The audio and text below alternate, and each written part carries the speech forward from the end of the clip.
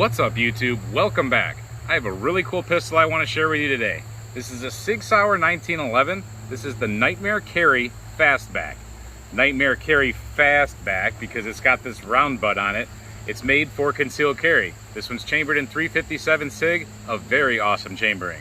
SIG Sauer no longer makes this gun in 357 SIG. They still make the gun in 45 ACP and maybe other calibers, but they won't even chamber 357 SIG themselves, and they are the creators of 357 SIG.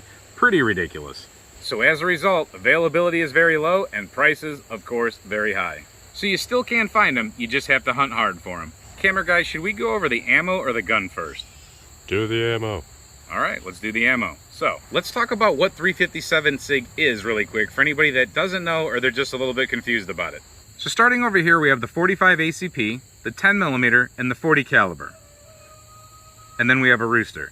So get these off to the left and kind of, we'll keep them there, but let's forget about that caliber for now because we're really focused on 9mm or 357. This is a 357 Magnum. We'll put a 357 SIG in front of it just so you understand the difference. It's a major difference. You're never going to fit one in the other, ever. Commonly, people accidentally buy one or the other by mistake. But taking that out of there for now, almost the same size projectile. So out of a 357, you would typically use a 357 projectile or 358. Out of a 9mm, we're usually dealing with a 355, 0.355 inch is what we're talking about here. So that's where the 9mm is basically the 357 as far as projectile size. Here's the case for the 357 SIG. You'll notice it's necked down. So people say that it's a 40 caliber cartridge neck down, but that's not necessarily the case, because if you notice right here, if you were to neck that down, you would come up shorter with the brass than you would. So they basically took a 10mm and necked it down. I think that's how you could explain it. I could be wrong. Correct me in the comment section if I am wrong. But now that we've got that, we have a 40 caliber and then we've necked it down. So we have the 9mm sitting next to it. And then we would take that 9mm projectile and we would stick it into that neck down case. So instead of a 40 caliber, now we're setting a 9mm.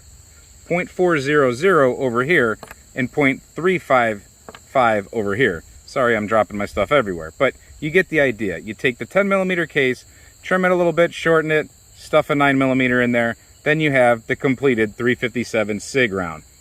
They made it to compete with 357 Magnum. So they wanted a 357 Magnum power out of a semi-automatic cartridge. And that's the thing about 357 SIG. You don't have to make it a 357 Magnum power level all the time.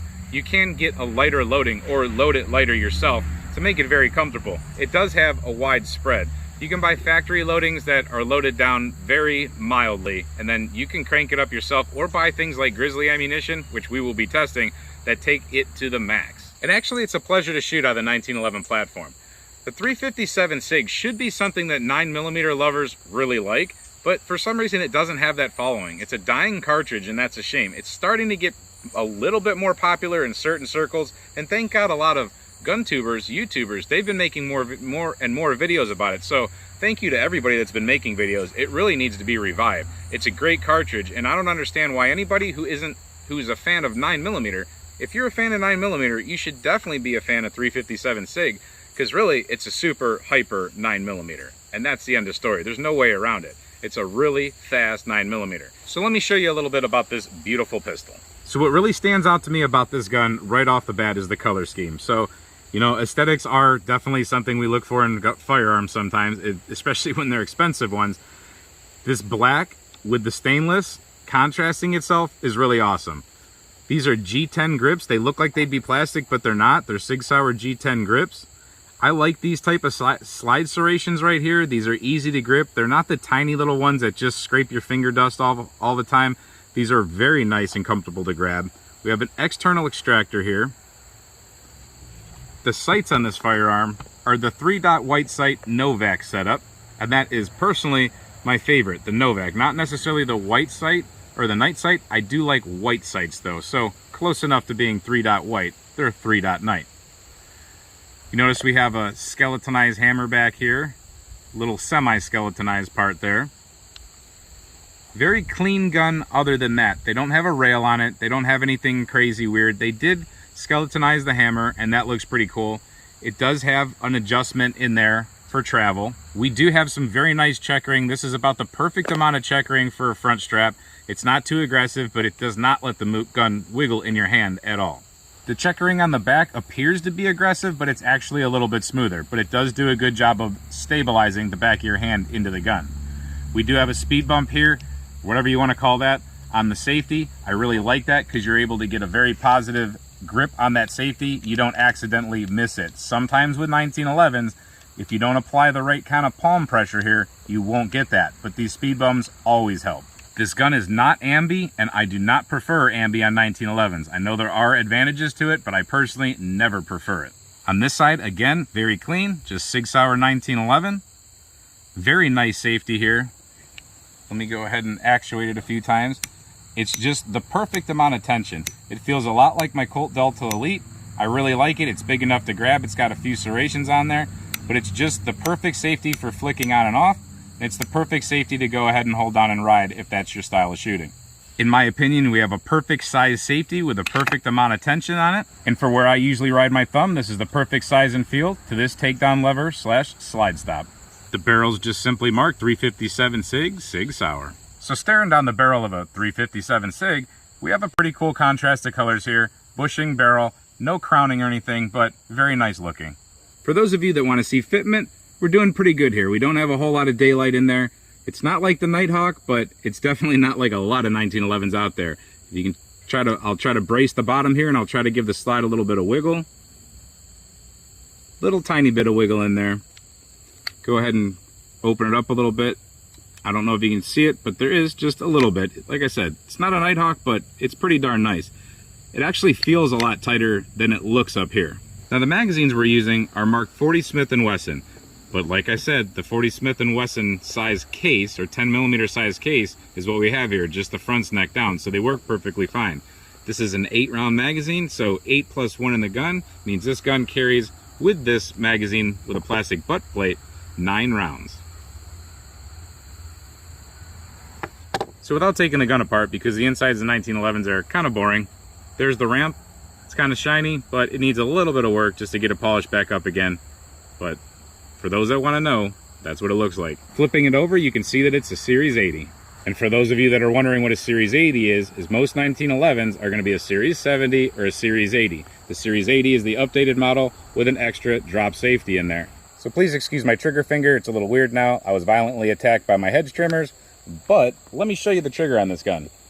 So a tiny bit of take up right there. A lot of 1911s have just about that much take up. So we get that take up,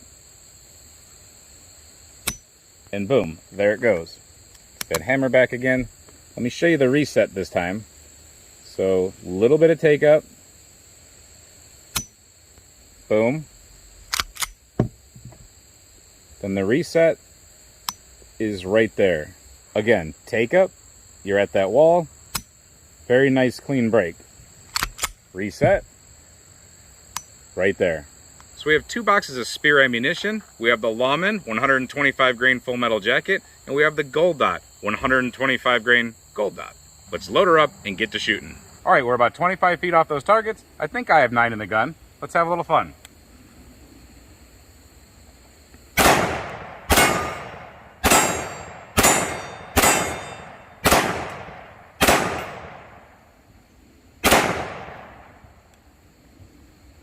Don't really know how many that was, but let's take a look real quick.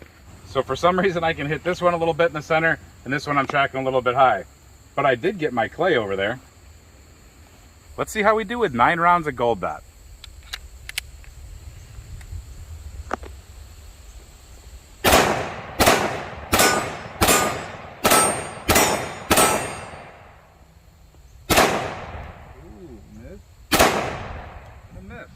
Well, let's go take a look. First, let's talk about my failures. I missed that one here, and I think there, or both there, but yeah, I missed. Well, we landed them all in here, and we landed them all in there, so not bad. Missing the clay sucked, but not bad. It feels good in the hand. All right, let's slow it down a little bit. Let's try to get some accuracy out of this pistol, some practical accuracy. I'm not gonna put it on a rest or anything like that. Let's go ahead and shoot 5 rounds at that left B8 target. We're 20 feet off that target. We've got the full metal jacket Lawman in there. Let's see how it goes.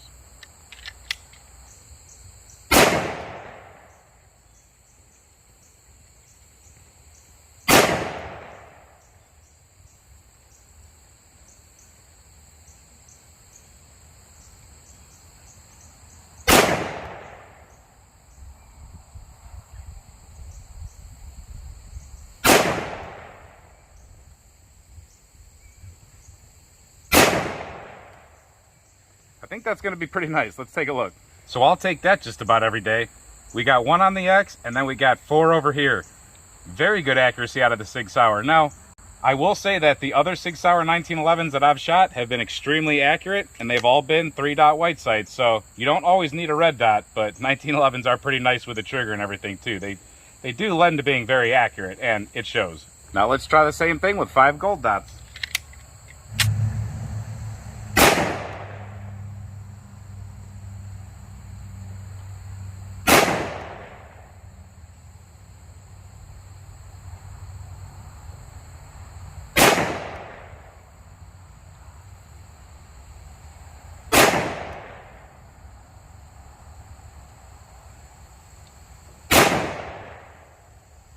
Let's take a look. It's not as good, but it could just be me. And as Camera Guy pointed out, that's one heck of a jam right there. So something happened here. This round, you can see how it's definitely creased. Something happened where this round tried to eject. Let me see what I can do here. So you can see some tearing up of the back of the brass here, but something tried to eject and it got jammed back up in here. Something happened on a sharp edge, something like that. I'm assuming, so we'll have to figure out what that is. We're going to see if we can get that to repeat eventually. Not here today, but we're definitely going to be testing that ammo. But anyway, to accuracy, my very first shot, I was off to the left, and then I kept trying to recenter my sights to make sure that I was going to be here somewhere in the X, and I started pulling left. So it could just be me for some reason starting to pull left, or it could be the ammo. I think we noticed on the last target we shot, with normal shooting, I seem to be pretty much on there. Down here, nothing seems to be tracking to the left, so let me repeat that one time real quick. So that's definitely a little disappointing because I really like gold dots, and I have a couple boxes of that, but we'll see if it happens again. I have another B8 up. It's a little bit of a dirtier B8, but who cares? I'm going to try really hard to put this in the center, so I'm going to take a little bit of time in between shots, and we'll see how we do.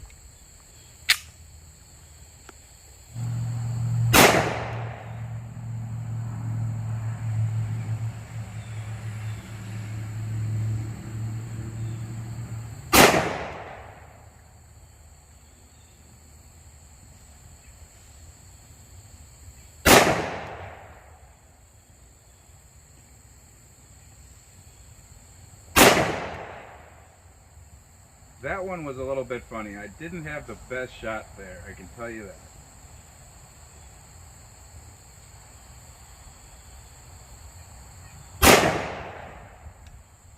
All right, they all ran through. Let's see where they ended up. So I'm not sure which was which. I think one of these was definitely that one that felt a little funny, but I pulled the rest of them in here. So truthfully, I think I was getting a little sloppy up here. I don't know what was going on, but hey, it is what it is. We repeated the test and we got a little bit better. We still have a couple out, but I'm tending to think those are me. I think if you do your job, you're going to get them where they're supposed to be. I was fresh here and these were cold shots, and I'm definitely better as a cold shot shooter. I don't like to warm up. It gets me a little bit shaky and all that. So I think that was me being sloppy. So just for fun, spear gold dot on a water jug? Why not?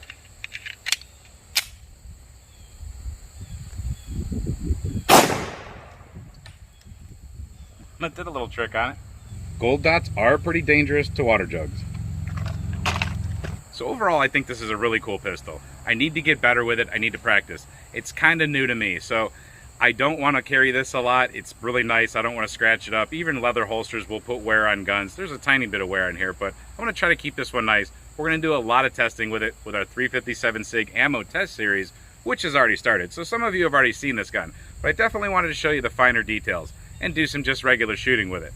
Hopefully I get a little bit better with it. I'll report back and I'll show you some, definitely I'm going to do some load development, and I'm going to try to get some super accurate rounds for this thing. They might not be as hot as 357 can get, or 357 SIG, but they are going to be nice, and I'm going to try to get them dialed in perfect, like match grade ammunition. So don't be afraid to go to the comment section and let me know what you think about this firearm and 357 SIG in general. It's kind of a really weird story what's going on with that caliber, but it's a very cool caliber, in my opinion. Hope you enjoyed this video. Hope you enjoyed this kind of testing. And until we see you next time, stay safe, have fun, and keep shooting.